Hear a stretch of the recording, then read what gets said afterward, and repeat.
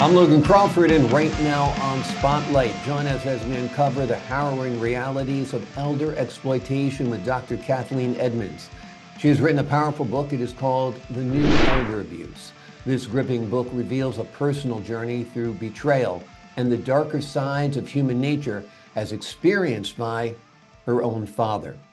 We're delighted to have this very talented author join us here today on Spotlight. We thank our team at Atticus Publishing for helping us put her in the spotlight today. And we ask viewers like you to support writers like her by subscribing to our channel and by purchasing her wonderful book. The links are below this interview. And Doctor, I know you've kind of lost your voice today. We appreciate you taking the time to talk with us anyway. How are you doing today? Oh, good. I feel good other than that. Okay, this is an important book, The New Elder Abuse. It's such a vulnerable segment of society. They're physically dependent in many cases. They're mentally dependent in many cases.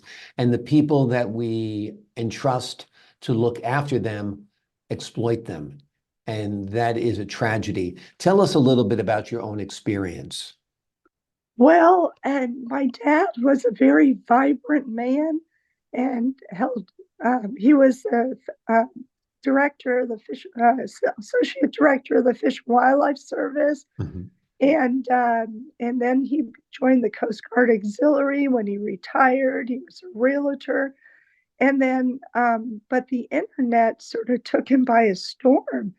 And it turned out that he had been contacted by these marketing companies on the internet that convinced him that he had an internet business that never existed. And they built him over in the end almost $500,000. And then he was doing everything. He was using credit cards and everything else to pay for it. And when my mother passed away, he had paid off the house. And then I found that he had taken out a $423,000 loan against the house on the mortgage, a second mortgage, and or I guess a first because he had already paid it off. And so, I mean, it just spiraled out of control. But he was so reluctant to give up. The hardest part was getting him to stop driving. I mean, he was driving around with an open can of gas in the back seat. Mhm. And I couldn't get DMV to take away his license. And the bank, it. And then we put him in assisted living in Williamsburg because he thought all of his friends would come and visit him. Mhm. And that didn't happen.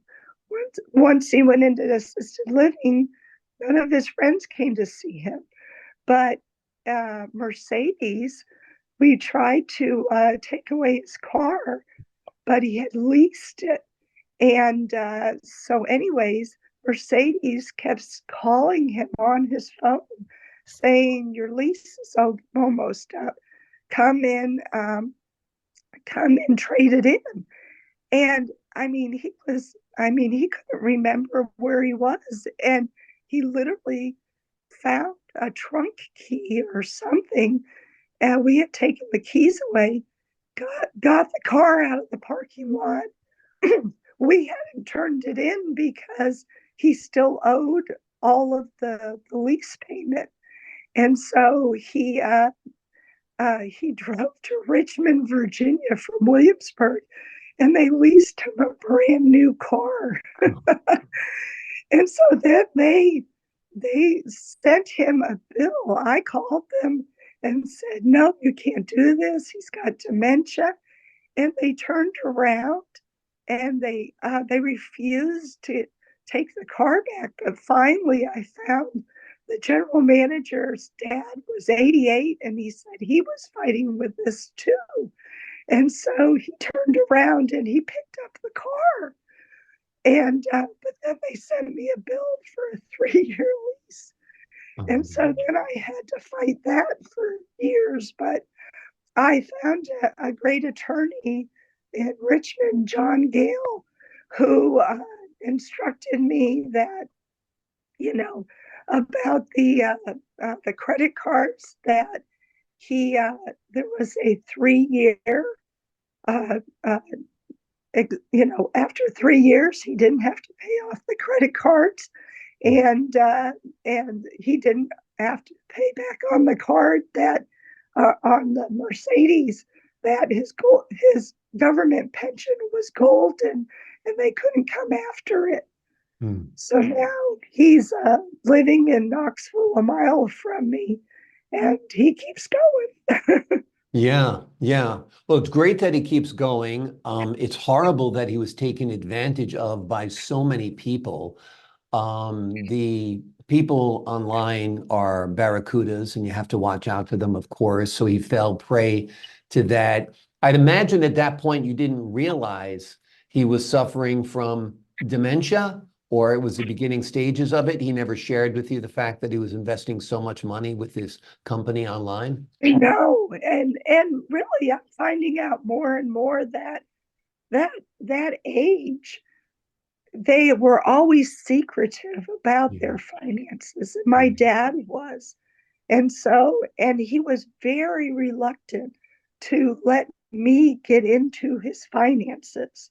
Yeah. And so, it was just like I mean, every day I was finding out something different. Like, he had the water bill um, on automatic payment, and he had a running toilet upstairs that he didn't hear. And so he turned around, and I looked at his bank statements, and he wasn't even paying attention to his Mm. bank statements. And I mean, it's the dementia, and Yeah. it's just a horrible thing. I mean, Yeah. it's a horrible thing. Yeah, it is a horrible thing. And then, by the time he was having the issues with the car, I mean, I'm sure clearly that the salespeople saw that this man had an issue, your father, and they should have, checked with someone. The same thing with the bank. When he's taking out a mortgage on his house, it's just like, is there someone else we can talk to? He didn't have a wife apparently, but he has a daughter who's concerned and involved. So a lot of people really sounds like purposely dropped the ball here just to get the funds, just to make the loan, just to sell the car and that kind of thing, right? Yeah, yeah, it was crazy. I Yeah. just couldn't believe it. But the last chapter of the book goes over the things you need to do as your parents get elderly, Mm. or it's going to get crazy. I Yeah. mean, I had to take away his phone, Yeah. because even after I moved him to Tennessee, he um, he was getting calls, and in one day, the bank helped me on this, but in one day, he had given $200. I had given him a debit card to his bank statement Mm. and a phone. And he was still just, he gave $50 to a political candidate. He didn't even know who they were. Right.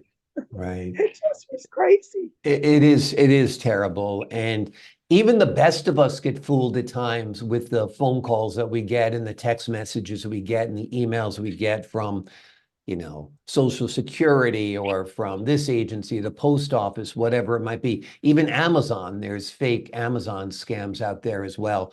The scams are many. People do have to beware. And particularly, like I said, the older people tend to be vulnerable. They sometimes don't have all of their faculties about them.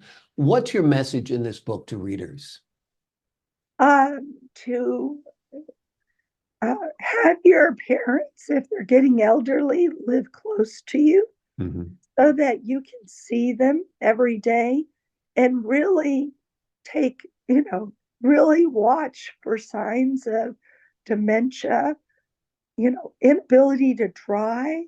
I mean, having him live in Williamsburg was, uh, he didn't want to live close to me, Hmm. but, somebody needs to really look over them and make sure that these things aren't happening, because they do spiral out of control, especially. I mean, now he has access to nothing. He's still going, but he Yeah. doesn't have a phone. He doesn't have a credit card. He Yeah. doesn't have anything. Yeah. But I had to do that. Yeah. Yeah. Yeah. We're dealing the same issue with a family member. And at times they can be combative and angry also, and paranoid and all of the things that go with it. Yes, the only good thing is he is sort of a happy dementia. Good. And my husband keeps saying that. At least he's happy. Yeah. Yeah, because they do tend to get locked into one emotion. And sometimes that emotion is anger or paranoia or combativeness. So you're blessed there, at least. And you've taken the bull by the horns. I know it's difficult. It's hard when the roles switch and suddenly the child is the parent. But that is happening to more and more of us as our parents age. That's for sure. And it does trick you. In the beginning, they're complaining about something. You're like, I thought we resolved this. And then next week, they'll tell you about it again and again and again. And then you realize, oh no, mom is stuck on repeat or dad is stuck on repeat. It's a tough, tough situation. To the people out there who exploit them, shame on you. This is an important book because it's a wake-up call that we need to keep an eye on our aging parents, relatives, and loved ones. It is written by Dr. Kathleen Edmunds MD. It is called The New Elder Abuse. You've heard her story here today. It's shocking. And what's also shocking about it is it's not that uncommon.